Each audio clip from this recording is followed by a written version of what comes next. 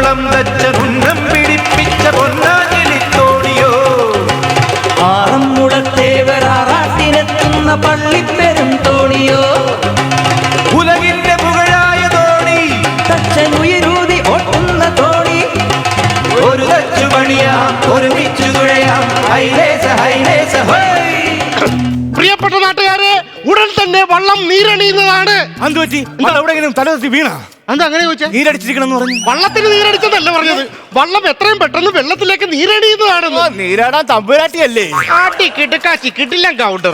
അപ്പൊ പ്രിയപ്പെട്ടവരെ, എത്രയും പെട്ടെന്ന് തന്നെ സദ്യ ആരംഭിക്കുന്നതാണ്. എന്താടാ ഒന്നുമില്ല. എന്ത് പറ്റിയത്? അതല്ല എന്നെ ഇത് സംസാരിച്ചു, മൈക്ക് ഓഫ് ആയിരുന്നു.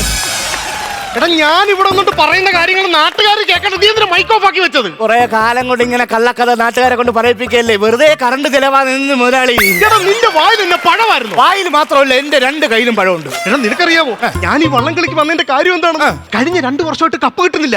അതുകൊണ്ട് എന്തുകൊണ്ടും ഈ പ്രാവശ്യം ഞാൻ കപ്പ് തിരിച്ചു പിടിക്കും. പക്ഷെ കാല് നോക്കിക്കോളണം. കപ്പ് തിരിച്ചു പിടിക്കുമ്പോ എന്റെ മൂടി കാലേ ഇവിടുന്ന് സെപ്റ്റിക്കാവല്ലേ. നിന്റെ ആശാനെ കൊണ്ട് ഭയങ്കര ശല്യമാണ് ഇവിടെ. എന്റെ ആശാന മാത്രം കുറ്റം പറയല്ലേ. എന്റെ ആശാനം എന്ന് വെച്ചാൽ മംഗലക്കൽ തറവാട്ട് മുറ്റത്ത് വള്ളം പണിതവനാ. മംഗലക്കൽ തറവാട്ടില്ല? പിന്നെ ആശാൻ അവിടെ വള്ളം പണിതൊന്നും വള്ളം വലുതായല്ലോ. അങ്ങനെ വീട്ടിന്റെ തൂണങ്ങ് മാറ്റാൻ പറഞ്ഞു. അങ്ങനെ ഈ തൂണ് മാറ്റി വീണ്ടും പണിത് വന്നപ്പം ആ കാർ പോർച്ചിലെ തൂണങ്ങ് മാറ്റാൻ പറഞ്ഞു. പിന്നെ കതവ് മാറ്റി, ജനല് മാറ്റി, വീട് മാറ്റി. ഇപ്പൊ മംഗലക്കൽ തറവാട്ടുകാർ താമസിക്കണ എവിടെ അറിയാമോ? ആശാൻ പണിത് ആ വള്ളത്തില്. എന്നെ അങ്ങനെ ആക്കാനായിട്ടുള്ള ഒരു പരിപാടി നിങ്ങളെ ഞാൻ പറയട്ടെ. നമ്മൾ ഈ വള്ളത്തിന് വേണ്ടിട്ട് എന്തെങ്കിലും കാര്യങ്ങളുണ്ടെങ്കിൽ എന്നോട് ഇങ്ങോട്ട് പറഞ്ഞു തരണം. ഉണ്ട് സംഭവം. നമ്മൾ കഴിഞ്ഞ വർഷം നമ്മൾ ഈ വള്ളം ഇറക്കിയപ്പോ എന്റെ ആശാൻ 130 തുഴക്കാരെ കൊണ്ട് വള്ളം തൊഴിച്ചു. 130 പേരാ? തുഴയെന്ന് പറഞ്ഞ വള്ളക്കാരങ്ങ് തുഴഞ്ഞു തള്ളയല്ലേ.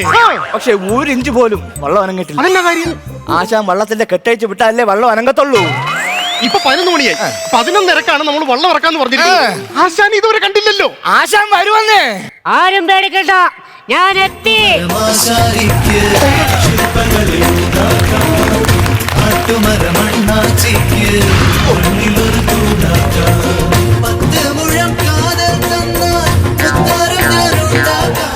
അതെ, ഉണ്ടാക്കിയത് മതി. എത്ര നേരം വേണം കാത്തിരിക്കുന്നത്? എവിടെ ആയിരുന്നു? എടാ പൊന്നടാവേ, ഒന്നും പറയണ്ട. ആറന്മുള വള്ളംകളി അമരത്ത് ഞാനല്ലായിരുന്നോ?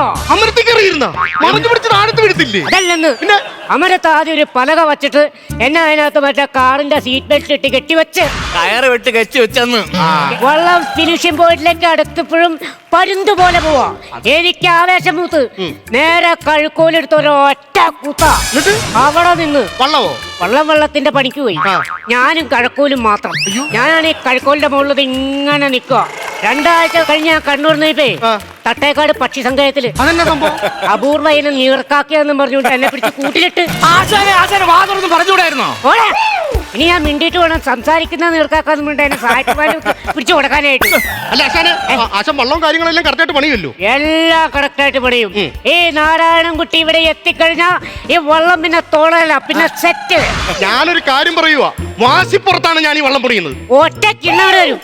ഞാനത് തടിപ്പുറത്തുണ്ടാക്കി വെച്ചേക്കണ വെള്ളം പറഞ്ഞോട്ടോ, വാശിപ്പുറത്താന്ന്. പൊന്നു, നെഹ്റു ട്രോഫിക്ക് പോവാറുണ്ടോ? സത്യം പറഞ്ഞാൽ പോകണമെന്ന് ഭയങ്കര ആഗ്രഹമുണ്ട്, പക്ഷെ ഞാൻ പോകാറില്ല. എന്നാ അതിനകത്ത് പിടിക്കാം. എല്ലാ തവണ നെഹ്റു ട്രോഫിക്ക് മുമ്പ് എനിക്കൊരു കോള് വരും. ആലപ്പുഴ ജില്ലാ കളക്ടർ. പിന്നെ എന്നിട്ട് എന്നോട് ചോദിക്കും, ആശാൻ ഈ തവണ വെള്ളം ഇറക്കുന്നുണ്ടോ? ഞാൻ പറയും പിന്നല്ലാതെ. വരരുത്. എന്നാന്നോ ഈ പുള്ളി അവിടെ വള്ളം കൊണ്ട് പോയി തുഴഞ്ഞു കഴിഞ്ഞാലേ അപ്പുറം ഇപ്പുറമുള്ള വള്ളത്തിലെടുത്ത് ട്രാക്ക് മാറി വള്ളം മൊത്തം മുങ്ങി പോകൂലേ. അതുകൊണ്ട് എന്നോട് വരണ്ടാന്ന് പറഞ്ഞ. പക്ഷേ ഞാൻ ചെല്ലും, വള്ളം ഇറക്കും. ഈ വള്ളം ഇറക്കാന്ന് പറഞ്ഞാൽ അത് ഭയങ്കര ചെലവുള്ള കാര്യമല്ലേ? എവിടെ ചെലവ്? വള്ളം കളി കാണാൻ പറഞ്ഞ പെണ്ണുങ്ങളെ നോക്കി വെള്ളം ഇറക്കണതിന് വല്ല ചെലവുണ്ട്.